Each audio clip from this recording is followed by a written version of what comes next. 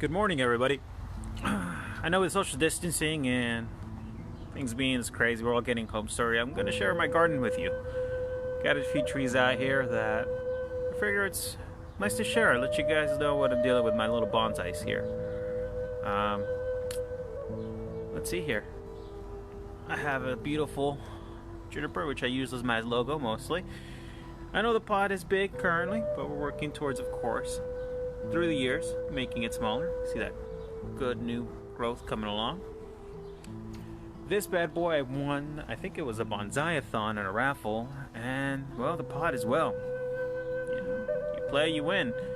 So hey, hopefully the next few years we get a lot of shoots coming off of it, and we'll get to shape it up. Coming along here, that trident maple you see in the back, the big massive thing, and it is massive. I got to dig from Mr. Lindsay Shiba's nursery. There was a digging event with a club, and of course I had the opportunity to dig that out, and that thing is massive. I mean, that's my hand right here, and wow, if you look at the base, it's as big as my hand, wide open. So yeah, see a lot of little trident maples, which are seedlings, and of course some that I even bought from Kim up in Phelan. This down here is a, oh gosh, the name is escaping me. It'll come to me in a second. But nonetheless, got a bunch of trees here. Some accent plants. This is a giant olive, which we actually dug in with the club as well. Thing is, I thought it was gonna die, honestly. It was just a stump. But I see as healthy as it's pushing out. I think it's massive, about 11 inches across. Once those shoots harden, we'll hire them up. Let's get some shape. Next, this is of course one of my favorite and oldest trees, which is golden fern cypress. You're actually looking at the back side of the tree because of course you have to rotate it. And I would say my oldest tree in my entire timeline is this beautiful little thing. It's a cork oak, and it's, wow, it's actually from a root from one of my first trees. So this is at least 7 years that I've been working in bonsai, so definitely my oldest tree currently. This I won at a raffle as well. This is one of the prize trees from one of the presenters of the Baikoen Club, Kenkukai. Peter, the last name Maka, escaping my mind right now. But yeah, Peter, one of the senseis of the club, went ahead and did a demonstration, of course, of how to twist. And as you can see, that gnarliness is not achieved willy-nilly. That was worked on. I know the wire, my wiring is not as pretty, but come on, his results are amazing. Further up, got a bit of a makeshift greenhouse for the olive. Same process as that one, but this one's a little shallower, so giving this guy a little more time to heal. And of course, for budget bonsai, this is gonna be a kitty litter box with holes in the bottom. Why? It's $1, it's cheap, and the reality is I'm working towards making this tree grow massively. So why not? This is probably one of my favorite trees, trident maples. And I left the Coke here for size reference. Yes, it is as thick as a Coke can. Of course, I cut it back down because I wanted to work on that structure, of course, because eventually I gotta go to the winter silhouettes that have something to show. I mean, 7 years into this, I have to have something to show off, right? Back here, of course, some things I cut back. Trident maples. That thing is actually a really shallow pot. A fusing project here as well, where we're trying to fuse some ficus, olive, beautiful, beautiful, beautiful compact maples. This bad boy right here, I actually picked it up because I wanted to have a tree like Mary's for my club. Of course, it is further along in development hers. Mine, of course, is in a deeper pot because I'm working on that root structure. This tree right here is semi-cascade, which I actually worked with the gentleman that owns Eastern Leaf. Amazing gentleman, and So everyone, come quiet here and there. I'm sipping coffee early morning. Of course, Jason, Jan, helped me design this tree, of course, and I'm looking towards, going to the next step and looking for the pot for next year. Further back here, we're gonna see, of course, is a raft project. It's actually a large, about 10-inch root base at the bottom, going sideways. This bad boy right here is a juniper, which I really genuinely love. A blue point juniper.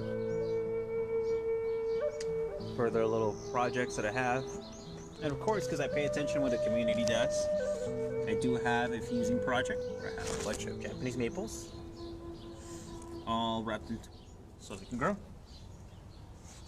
This little baby right here doesn't look like much, but I hold it dear because it comes from one of my favorite people's nurseries. Central California, you have over there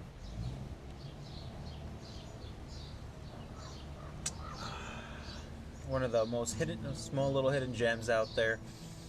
I really need to sleep. Ed Clark's nursery, and of course, you know, you get a lot of beautiful trees and a lot of stock. I'm trying to cut back hard here and there. I think all of those maples are from Ed Clark's, and I bought them there, really good price. What else do I have back here? My garden has a lot of fruit trees, so sorry about that. You will see a lot of oranges on the ground. My apologies.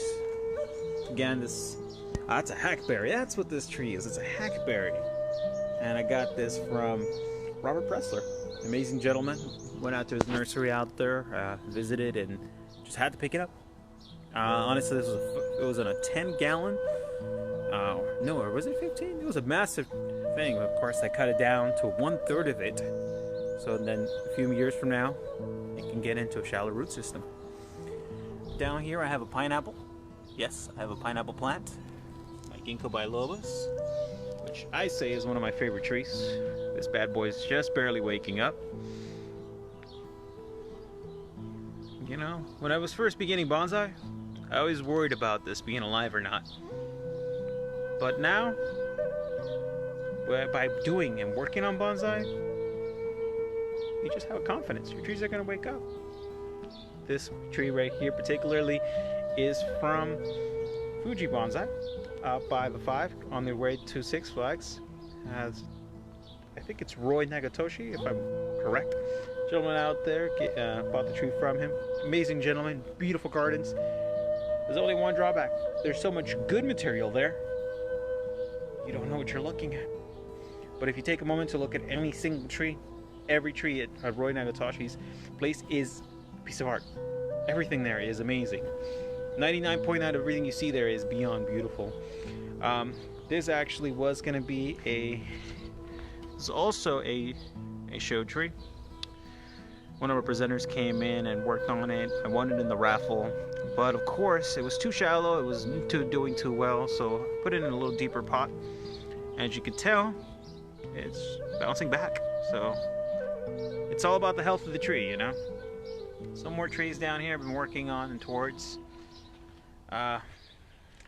This try to maple particularly holds a special place in my heart because that I bought off of Tom Lau. Amazing gentleman, love him. He takes care of all our club really well. I really respect that guy, look up to him. And I bought this tree off of him. Maybe this year I'll get to layer a bit more out of it and develop that further. But yeah, got a few trees, a lot of pots, trees that I still need to work on.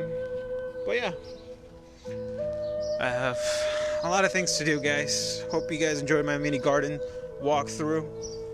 Master Bonsai on Instagram, Kenichi on Facebook, which is just a superhero name, but y'all know me as Gus Gio.